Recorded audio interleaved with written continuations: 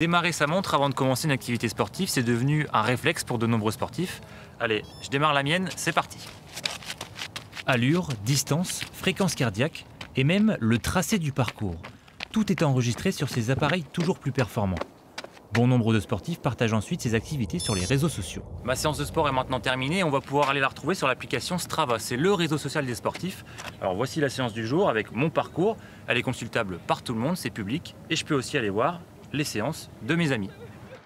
Ces informations rendues publiques peuvent parfois poser problème, notamment dans le cadre militaire.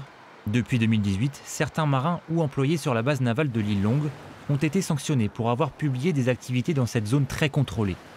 Selon une enquête du journal Le Monde, ces postes auraient récemment permis de connaître les dates de patrouille d'un sous-marin nucléaire, début 2023.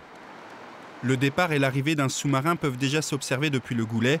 Ces informations de localisation ne remettent pas en cause la dissuasion. Si le risque est faible, nous prenons toutefois la chose au sérieux.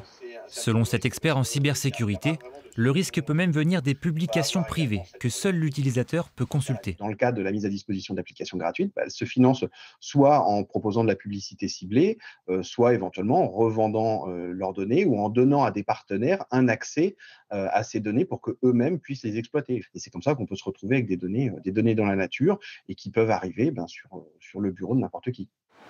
Des brigades numériques sont désormais déployées au sein des bases militaires, mais sur les 2500 entrées chaque jour sur l'île Longue, difficile de contrôler tous les appareils connectés.